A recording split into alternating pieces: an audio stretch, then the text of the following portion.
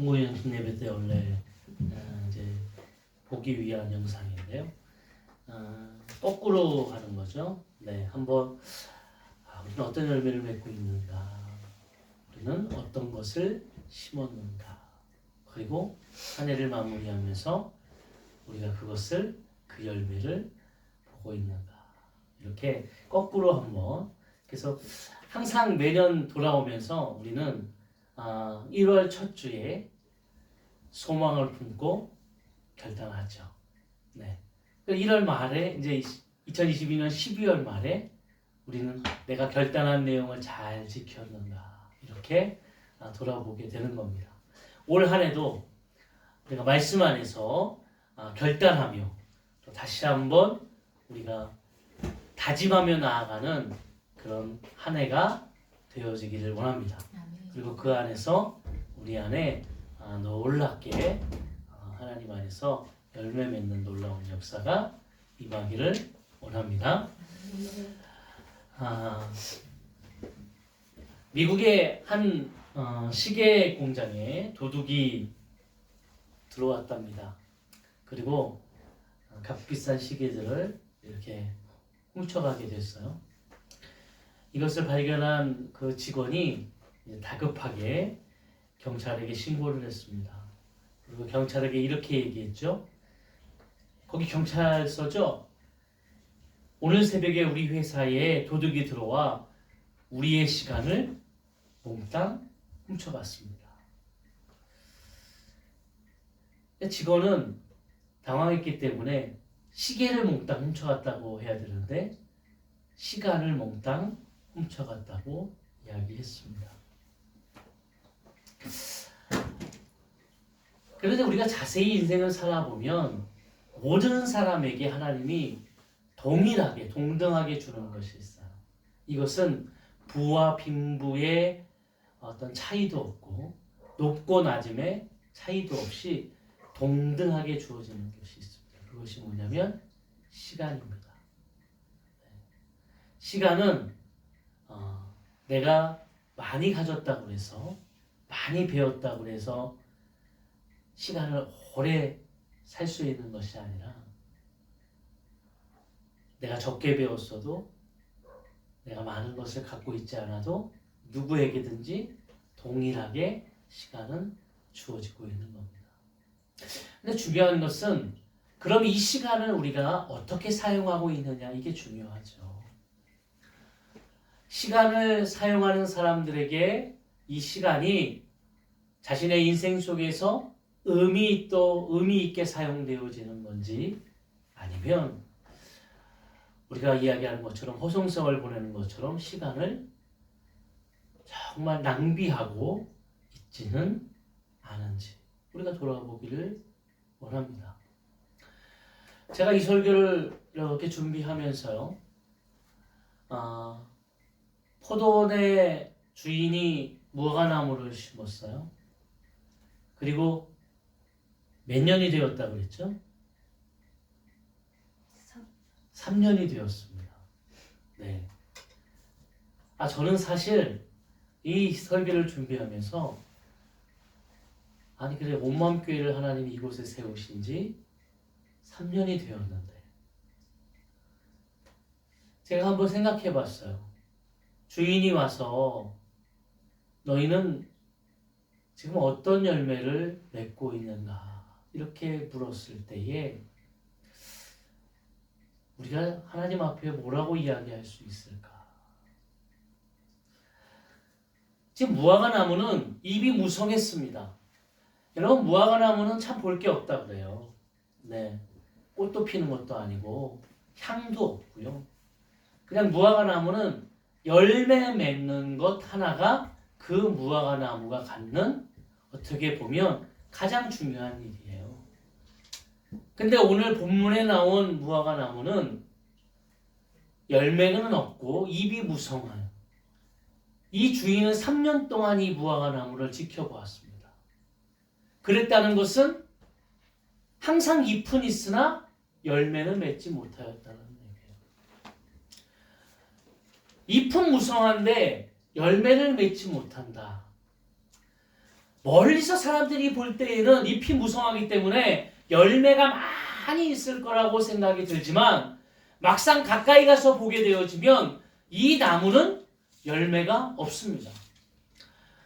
멀리서 하나님께서 우리가 인생을 살아가면서 올 한 해 동안에 하나님이 우리를 지켜보실 텐데 멀리서 다른 사람이 볼 때에는 믿음도 좋고 신앙생활도 잘하는 것처럼 보이지만 실상 우리에게는 하나님께서 목적하시는 열매가 없기 때문에 우리는 겉모습만 화려한, 어떻게 보면 속에 내실은 없고 꼭 있어야 될 하나님의 열매는 없고 세상에 보기 좋은 세상의 거치장들, 세상의 가치관으로 우리를 꾸미는 거죠. 오늘 이 말씀은 예수 믿지 않는 사람들에게 하기보다는 오늘 하나님을 믿고 있지만 오늘 이 자리에서 예배는 하고 있지만 그가 하나님께서 보낸 목적에 따라서 하나님의 열매를 맺지 못하고 오늘도 시간을 가치 있게 의미 있게 사용하기보다는 그냥 너무 허송세월로 혹은 잘못된 방법으로 사용하고 있지는 않은가, 이렇게 우리가 보게 되어집니다. 오늘 본문의 말씀에 보게 되면요 25절에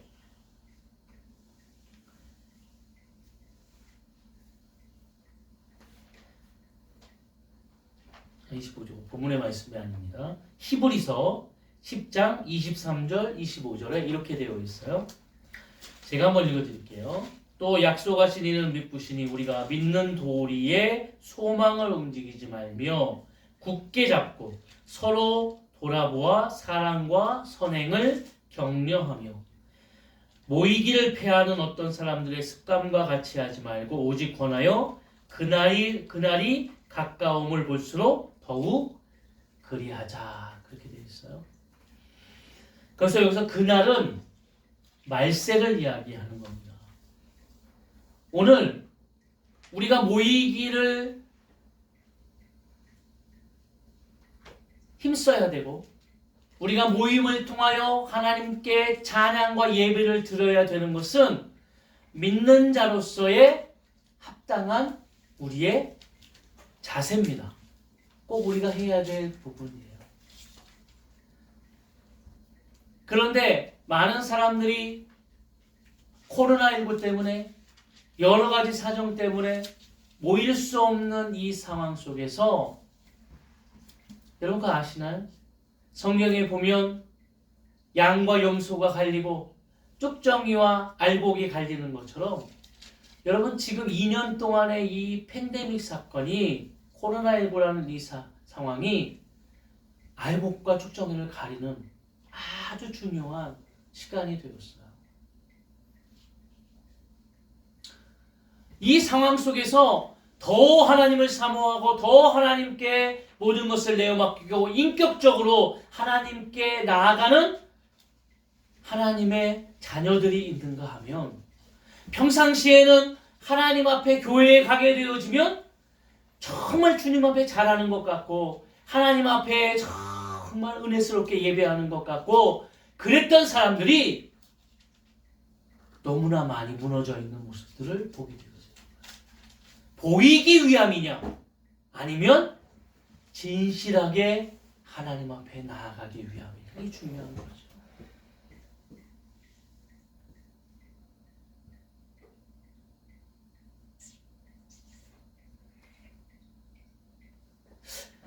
모르겠어요. 저희는 제가 막 이렇게 하면서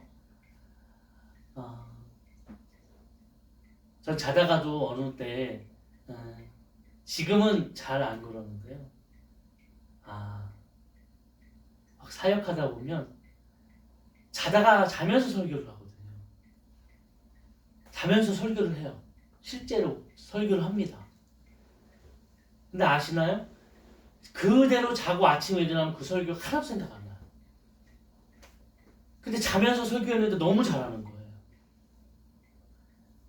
그래서 어떻게 하시는 줄 아세요? 그 자다가 말고 그 설교를 하는데 너무 잘하고 뻘떡 일어나서 무릎 꿇고 기도하며 설교를 써요. 몇 번 저 그래봤어요. 자다가도 하나님 앞에 우리가 뭔가 해야 되겠다고 생각하면 무릎을 꿇고 일어났죠. 저는 아직도 모르겠어요. 제가 너무 보수적이에요. 누워서 막 기도한다든지 그러면 너무 죄송스러워요. 하나님 앞에. 어떻게 누워서 하나님 앞에 기도할 수 있지?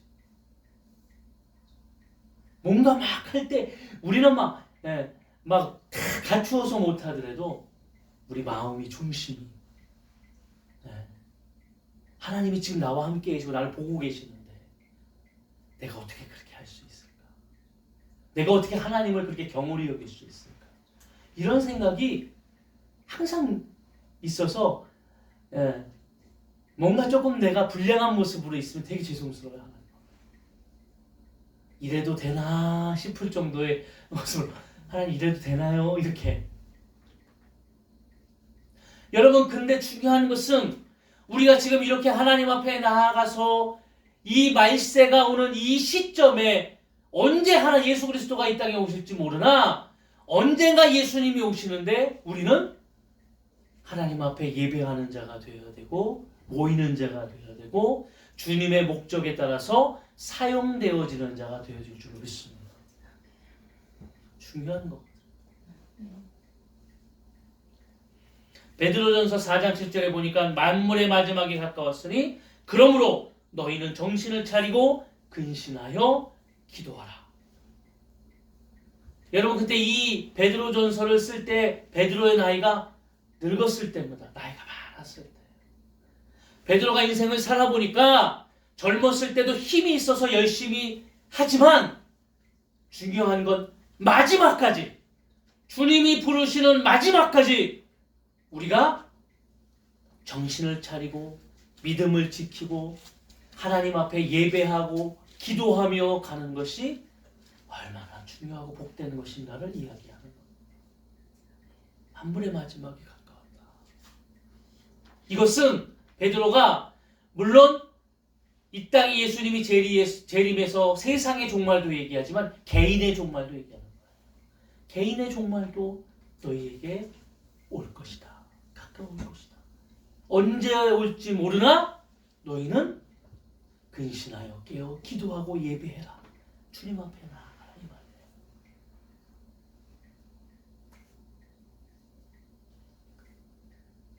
베드로가 경험하지 않았겠어요? 사도들이 경험하지 않았겠어요? 기도를 쉬고 예배를 쉬고 주님께 나아가는 것을 조금이라도 게을리하게 되어지면 그 순간 찾아오는 여러 가지 역경과 어려움을 맞닥뜨리지 않겠어요. 그때마다 경험하게 되죠. 아, 내가 기도하지 않았구나. 예배하지 않았구나.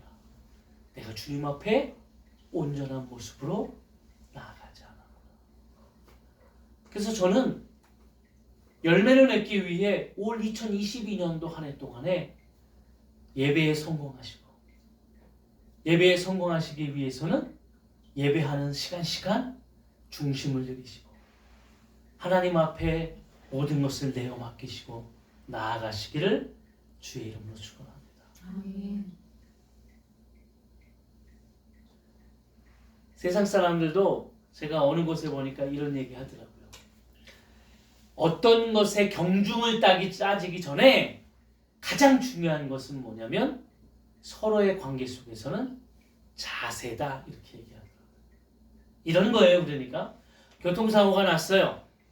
교통사고가 크게 났건 적게 났건 그 경중에 따지기 전에 자세가 처음부터 나와서 삿대질하고 막 불량스럽게 하면 그거 어떻게 되겠어요? 처음부터 잘못된 방향으로 갑니다.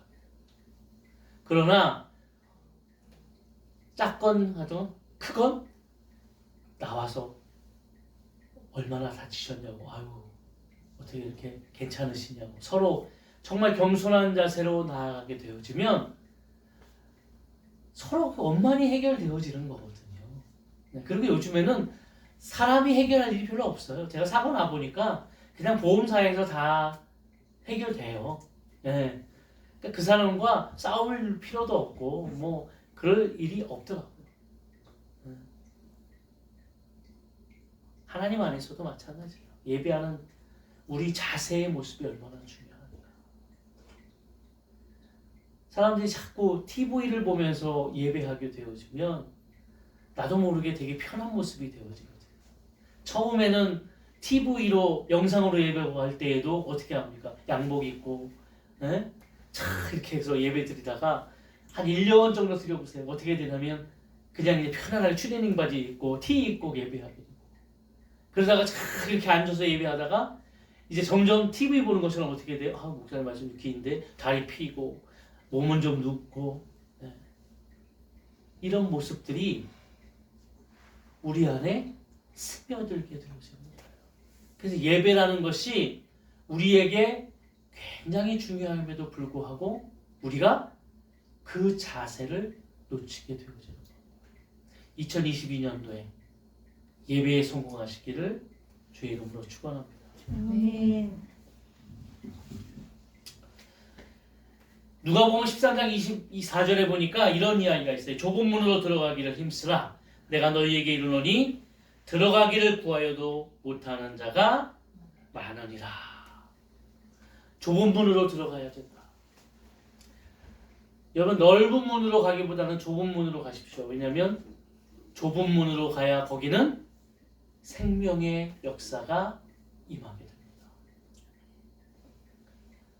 넓은 문으로 들어가서 넓은 길로 가게 되면 가는 길은 굉장히 좋아 보이나 여러분 아시나요?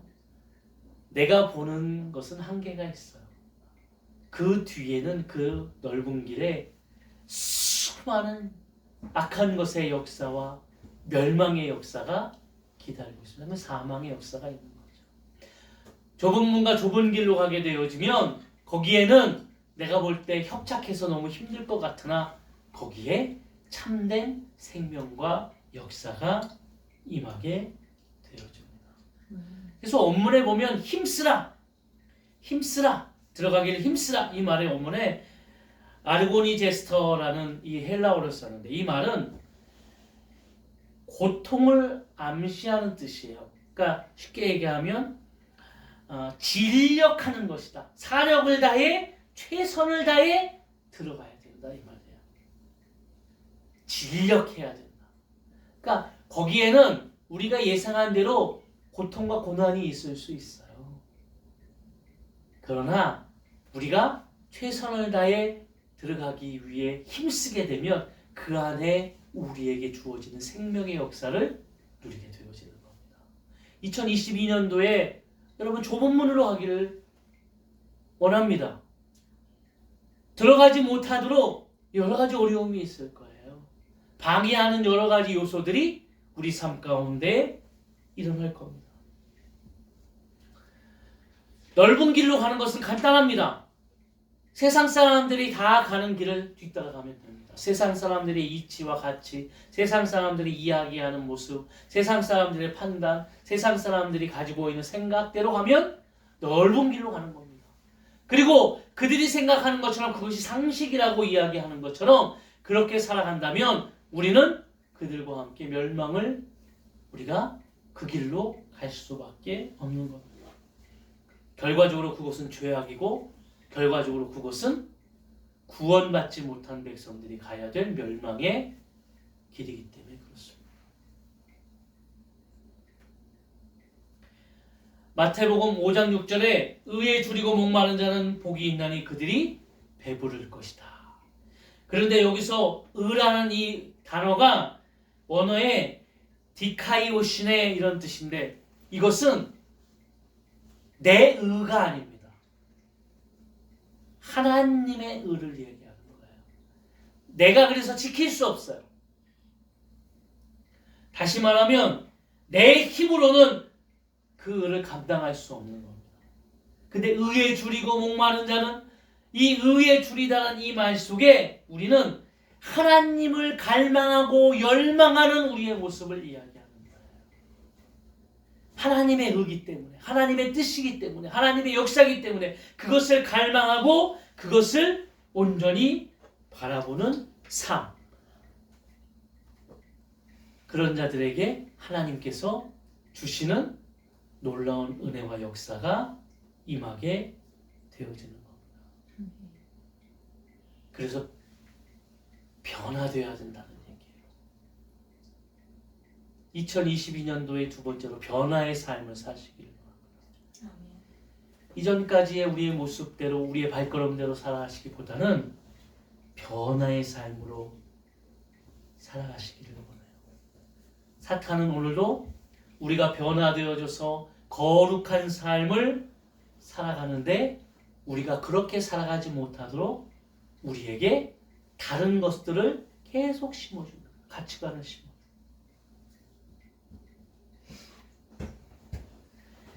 제가 이제 주중에 우리 사모가 이제 그 간증 선한목자교회 유기성 목사님 간증을 보내줘서 제가 이렇게 들었어요. 근데 그런 구절이 있더라고요. 그 간증 속에 그런 에피소드를 얘기하는데요. 제가 목사로서 교회에서 이 목사님이 장로님이 너무 어려움을 당하니까 그 장로님을 사랑하는 마음으로 기도를 해준다는 거예요. 목사님은 그냥 그 장로님이 저러니까 어려움을 당하니까 힘을 내시라고 그래서 기도를 항상 해줬는데 교회의 소문은 어떻게 났냐면 목사님이 그 장로님에게 돈을 많이 빌려가지고 지금 그 장로님이 그렇게 지금 목사님의 채무 때문에 어려움을 당하고 있다. 이렇게 소문이 난 거예요. 교회는 참 소문이 많이 납니다. 네. 그 진실이 아닌데도 그 교회에 다 그 어떤 외부에서 이사 오신 분이 교회에 나왔는데 얼마 있다가 목사님께 전화를 한 거예요. 목사님 이 교회 못 다니겠습니다. 저 교회를 옮겨야 되겠습니다. 그러니까 이 목사님이 왜 그러시냐고 뭔 이야기, 왜 온 일인지 알려주셔야 내가 부족한데 그래도 내가 그걸 고치고 또 다른 분한테 제가 잘못되었다면 용서도 빌고 그래야 되지, 그렇게 해야 되지 않느냐 그러면서 해주니까 그 분이 머뭇거리고 얘기를 하지 않다가 얘기를 했다는 거예요. 목사님이 이렇게 장로님에게 채무를 져가지고 목사님이 지금 장로님에게 그렇게 지금 쩔쩔매고 이렇게 하시는 소문이 나서 저는 이렇게 이런 목사님한테 말씀 배우지 못하고 하겠다고 그래서 저 떠나겠다고 했다는 거예요. 거짓말이죠. 사실은 이거 잘못된 이야기인데 그런데 이 목사님이 이야기가 뭐냐면 이거 바꿀 수 있잖아요. 장로님과 목사님 아니다 이렇게 이야기할 수 있는데 하나님이 이 목사님에게 너는 아무 말도 하지 마라 그랬더라고요. 여기 포인트에서 제가 굉장히 답답함을 하나님이 제 목사인데 제가 예전에 저 강안동에 있는 그 무슨 교회 들어가니까 하여튼 그 되게 큰 교회인데 거기 목사님을 이렇게 만났는데요. 그 목사님이 저한테 그러시더라고요. 목사님 사택으로 가서 만났는데 젊은 목사 참 힘들겠다 그러시면서 나한테 질문을 하셨어요. 겸손이 뭔지 아느냐. 글쎄요. 우리 겸손을 우리는 너무나 언론적으로만 하는데 그 목사님이 예수님 방석을 이렇게 탁 치시더라고요. 방석을 딱 치니까 방석이 어떻게 되겠어요? 푹 하고 들어가서 가만히 있잖아요. 이게 겸손이다. 젊은 목사 목회하는데 겸손해야 된다. 사실 저는 그걸 이해를 못했어요. 누가 이렇게 탁 때렸는데 가만히 있는 거예요. 누가 이렇게 잘못된 소문이 나서 좋은 교인들이 잘못 알고 있는데 너 아무 말 하지 마라.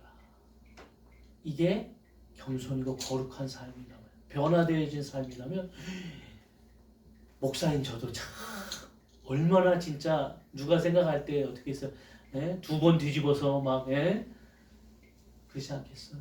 근데 하나님은 하나님께서 역사하시겠다라는 반증이죠. 내가 하겠다. 내가. 로마서에 나오는 이야기, 원수 갚는 일을 너희는 하지 마라. 내가 원수 갚는 일을 대신하겠다. 너는 많은 사람과 더불어 화평하라. 이게 로마서 12장에 나온 하나님의 뜻입니다. 어렵죠? 어려워요. 저도 어려워요. 저는 그 간증을 들으면서 다른 간증도 되게 많았어요. 목사님 막 하는데 목회자로서 그 막 이야기가 저한테 탁 꽂히면서 이야, 하나님도 이 이야기를 나한테 들으라고 하는 건 너도 그렇게 해야겠다. 이렇게 말씀하시는 것 같은데 저 마음이 시원하게 아멘 이렇게 해야 되는데 사실은 그렇게 할 수 있을까요? 라는 사실 퀘션 마크가 물음표가 이렇게 다 저를 너무 잘 알기 때문에.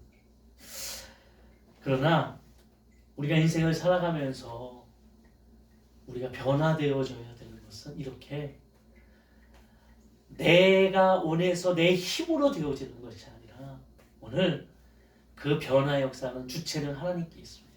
아멘. 우리가 주님을 바라보고 주님 앞에 나아갈 때 되어지는 줄로 믿습니다. 네, 그래서 올 한 해 두 번째 변화되어지기를 원하며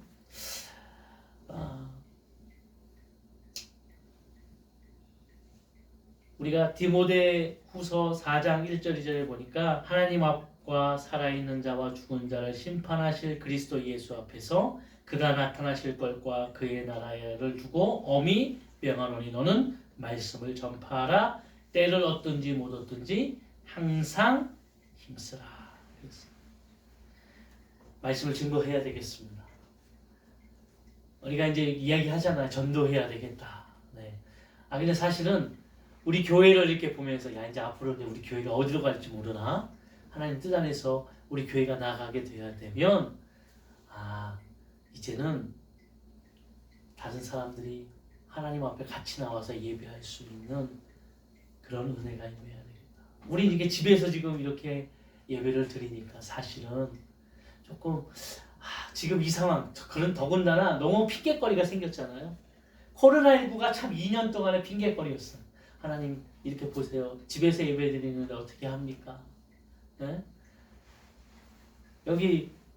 저 여기 예배 드리면서 기억나시나요? 한 분 엄마와 딸이 한 분 왔었어요.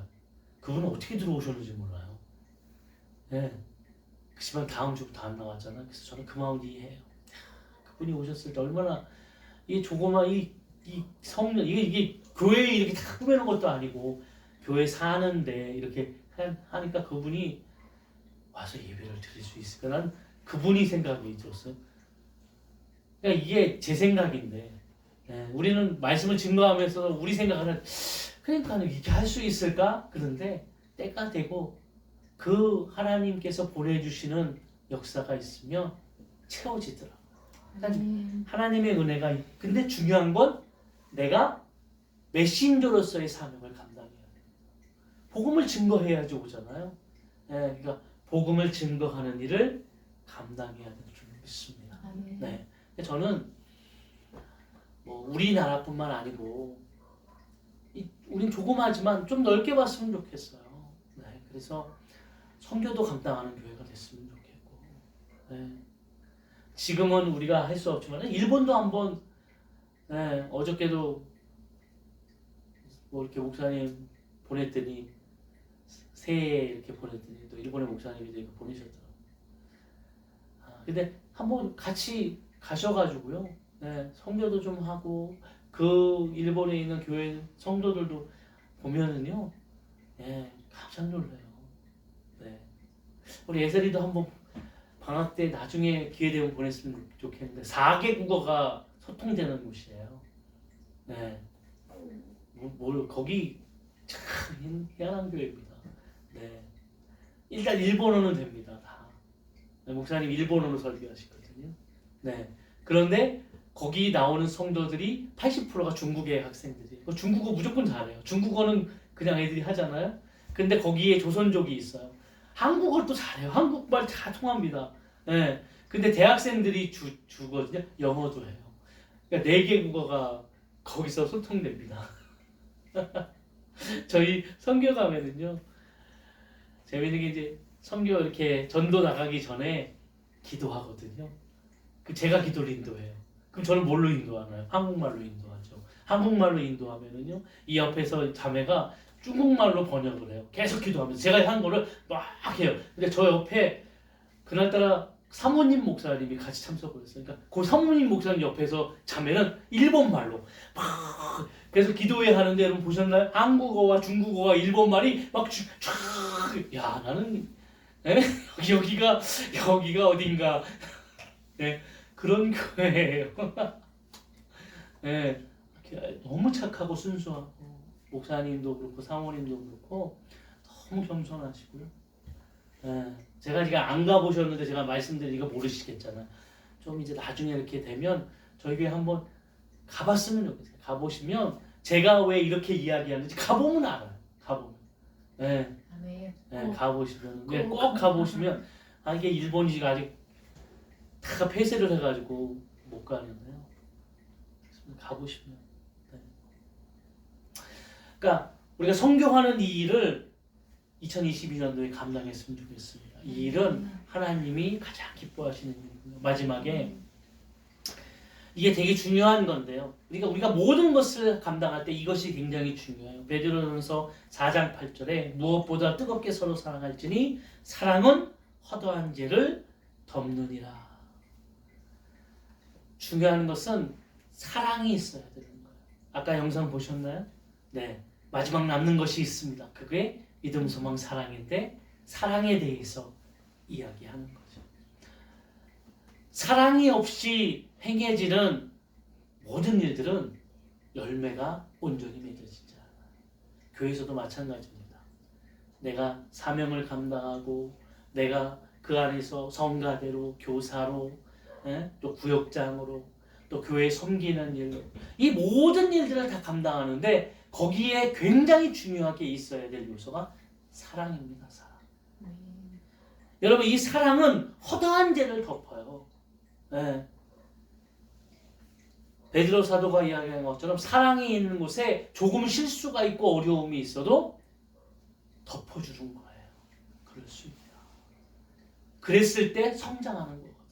그랬을 때 놀랍게 또 그 안에서 다른 사람도 나와 함께 같이 성장해서 열매 맺는 놀라운 역사가 임하게 되어지는 겁니다. 그래서 베드로 후서에는 이렇게 되어 있어요. 1장 5절 7절에 그러므로 너희가 더욱 힘써 너희 믿음의 덕의 지식의 절제의 인내의 경건의 형제 우애의 사랑을 더하라. 그러니까 사랑을 가지고 나아가는 곳에 하나님께서 모든 것들이 온전하여지는 놀라운 역사를 우리가 경험하게 됩니다. 로이드 존슨이라는 개혁신학자가 있어요. 이 목사님이신데요. 저도 이분 책을 이렇게 봤는데 이분이 뭐라고 이렇게 얘기했냐면 잘 들어보세요. 이게 결론이에요. 여러분 속에 용서의 영이 없다면 여러분이 용서를 받을 리가 없다고 말하게 될 것이며 이것은 엄숙하고 심각하며 어떤 의미에서는 무서운 일이다. 그러므로 우리가 용서를 받았는가 못 받았는가 하는 여부를 우리가 다른 사람들을 용서하는가 아닌가로 선언하는 셈이 된다. 만일 용서를 받았다면 용서를 할 것이다. 내가 용서를 받았다면 받은 사람이라면 다른 사람을 용서하는 것이 맞다. 내가 다른 사람을 용서하지 못하는 것은 내가 용서를 받지 못하는 사람이다. 내가 사랑을 받았다면 다른 사람을 사랑하는 것이 맞다. 사랑하지 못하는 것은 내가 사랑받지 못한다.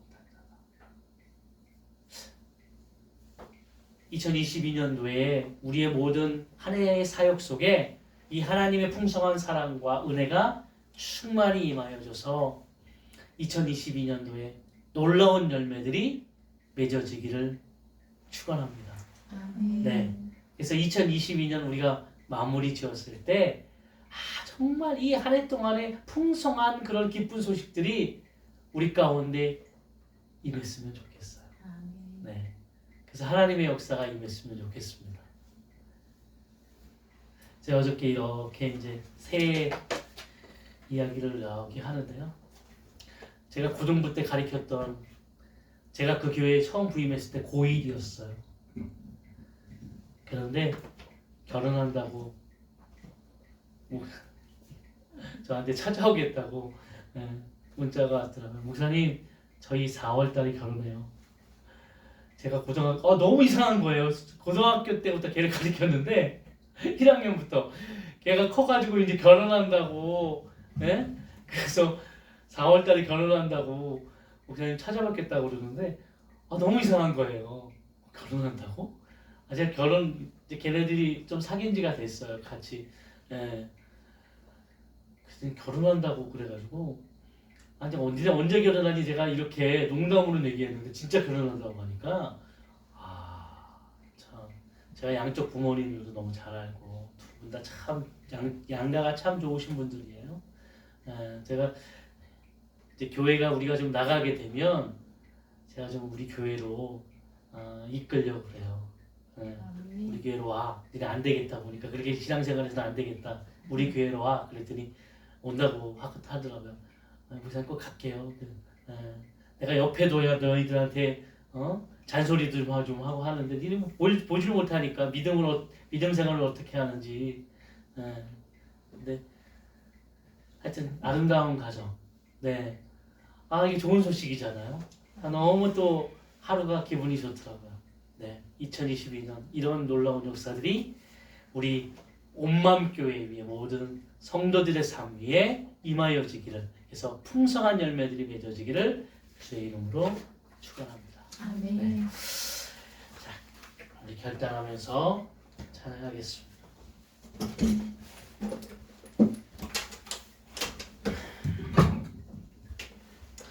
주님 말씀하시면